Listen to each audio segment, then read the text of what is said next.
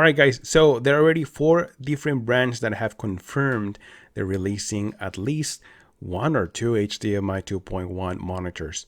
I'm going to start with LG because, of course, LG is very, very popular, ultra fine line of monitors, and they're really, really cool. So first of all, LG is releasing one that is the 27-inch. This is the LG 27 GP950. Now this is a 27-inch 4K IPS monitor with 144 Hz of refresh rate, HDR 600, FreeSync Premium Pro and G-Sync also supported, and it's also VRR over HDMI 2.1. So of course you can play with the next gen consoles at 4K 120 Hz and also variable refresh rate.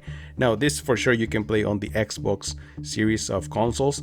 I'm not sure about the PlayStation 5 because as of right now the PlayStation or Sony hasn't released the VRR or variable refresh rate on the PlayStation 5. So once again Sony is lagging behind, but hopefully we get that update pretty soon, or maybe at least when this monitor is released. Now, I like LG monitors. They are usually very good, very high quality. The response time is also very low, usually around 1 millisecond of response time. So a lot of you guys are interested to see how this works, how fast this is. And I'm pretty sure LG is going to do a great job. Now, this is my only complaint about this is that this monitor is only 27 inch. 27 inch on a 4K display, I think is too small for me, for my opinion. Now I'm saying this because over here I have a 27 inch 1440p monitor, and then over here I have a 32 inch 4K monitor. Now I am usually playing on my 4K display, and the reason being is because it's just like a bigger display, you know.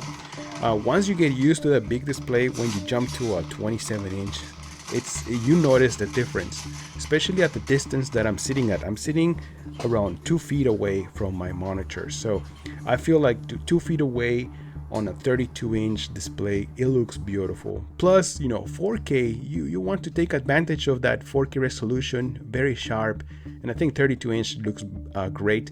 Now over here on the 27-inch, I think 1440p, it's just perfect for this size. 1440p, the pixel density on these monitors is great. It looks very sharp. Also, when I connect my consoles, either the Xbox or even the PlayStation 4 Pro, I remember I can get the 4K 60 resolution and HDR as well. So, and it looks sharp. Trust me, it looks very sharp. Now, Acer is also coming out with really cool monitors. I mean, they have some pretty cool designs and everything. There are 2 models. One of them is a 28-inch and the other one is a 32-inch. So this is the Acer Nitro XB320K KV. Now, this is a 28-inch 4K IPS monitor with 144 Hz panel. It also supports AMD FreeSync for PC users, HDR 400, and also 120 Hz with variable refresh rate for either the Xbox or the PlayStation 5. That is when, you know, Sony releases that update. And once again, this is another question about which size you want. This is a 28-inch, which is 1 inch bigger than the 27-inch, and I believe it does make a difference. 1 inch is 1 inch, but still it's not 32-inch. So once again, my preference is go to the 32-inch size, which is the other model is the Acer Predator XB323QK NV. Now this is a 32-inch IPS monitor with 144 Hz refresh rate. It also supports HDR 400, FreeSync and G-Sync compatible, 120 Hz over VRR with VRR support for next-gen consoles. And it also comes with this cool RGB light sense, which can be set to react to gameplay, music, or video. Now, both of these monitors looking to be released like around May, between May and June. And as a matter of fact, all of this new technology that you're seeing from CES, including TVs and monitors, most of this are going to be released around that period of time between May and June. So there you go.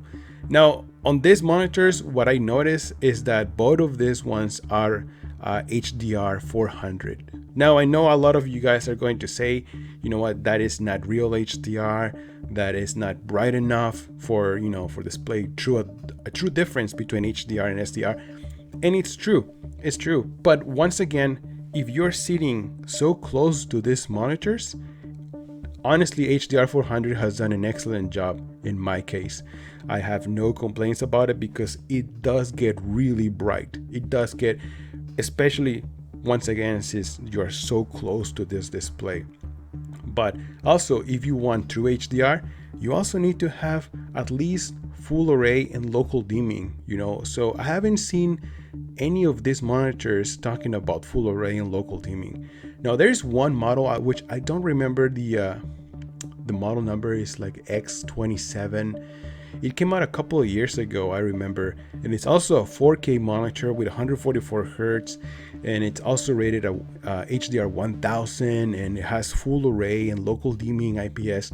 But the monitor sells for around $1,500 or $1,700, something like that. Now, that's a 27-inch display for that price, just because you want to have 1000 nits of peak brightness. I wouldn't spend that much money. It's just too much for me, in my opinion. If I want to have HDR performance, I would just go for a TV. You know, I think when you're looking for a monitor, you are buying one because one, it's a smaller size, so you probably have a small space, or maybe you are also a PC user, so you want to have that option. And second, you want to monitor for the best performance, because monitors are going to be faster response time, lower input lag, and just different refresh rates. You can go up to 144, even overclock it to 160 sometimes, 165. So that's the reason you're looking for a monitor. If you want the best HDR, just go for a TV. Although TVs right now are becoming more and more competitive to monitors, they're becoming faster, they're becoming with a lower input lag, but still, I think a TV, you have a better chance of getting better HDR performance. All right, guys, so now let's jump to another cool monitor. This one is from Asus. This is the Asus ROG Swift PG32UQ. Now this is a 32-inch 4K IPS monitor with 144 Hz of refresh rate, 1 millisecond of response time, FreeSync and G-Sync compatible. It also supports 4K 120 Hz for next-gen consoles, and it is also HDR 600. Now, this is a really cool option. I'm actually interested in this monitor because of the HDR 600.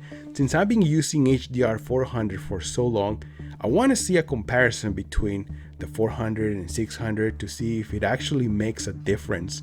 I want to see if paying extra for those features is going to make a huge difference when buying this monitor, because these are not cheap. Some of these ones, they will start at $900. For example, the Nitro XV280 or 282K, that one's going to start at $900 for a 27-inch.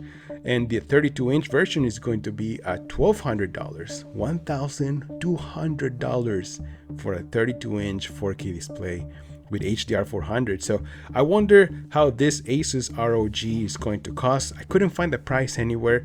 I know also the release date is expected at the end of the quarter, which means around May and June, by the end of the first quarter. So now also ViewSonic is coming out with a new 32-inch monitor. Now this is the ViewSonic XG320U. Now this is also a 4K monitor with 144 Hz of refresh rate. Now I'm not 100% sure if this is a VA panel or an IPS panel, although I reviewed the XG270QC and that's a VA panel and I thought it looked really good. So even if it's a VA, looks nice. Now this new monitor from ViewSonic also comes with HDMI 2.1 features, which means that you can play 4K 120 Hz, 1 millisecond of response time.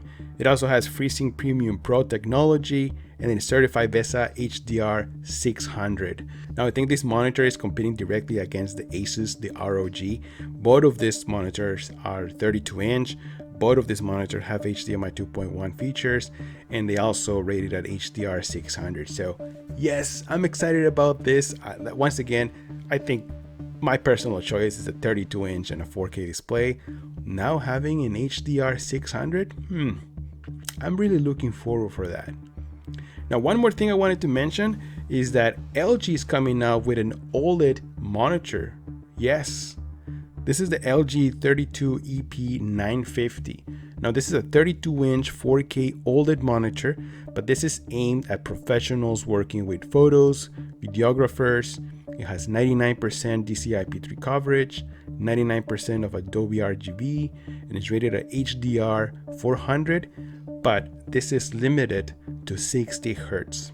So yes, LG is coming out with a 32-inch OLED, which I was very excited, but when I read the specs, I was like, what?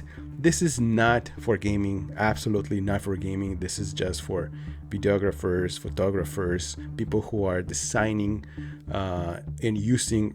They need a really good display. Of course, the white color gamuts are very high. DCI-P3 are in the 99%. As a matter of fact, most of these monitors have really good white color gamuts, so expect good colors and good HDR performance. But nevertheless, this monitor, you'll still be able to use it on with your consoles.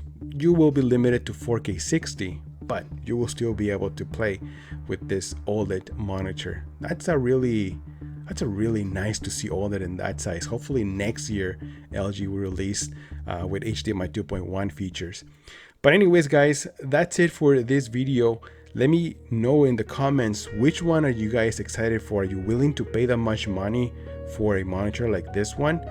And honestly, you know, HDMI 2.1 basically is bringing 4K 120 Hz in variable refresh rate. To me, I've been using, for example, I've been testing 1440p and 120 Hz. I've been playing with 4K 60, and I am very happy playing at 4K 60 because with this new Xbox Series X, I am able to get solid 60 frames per second. Most of these games are just like stable 60 frames per second, which to me it's really good. I love that. But I did notice a difference jumping from 30 FPS to 60 FPS. But jumping from 60 to 120, honestly, I didn't see much of a difference.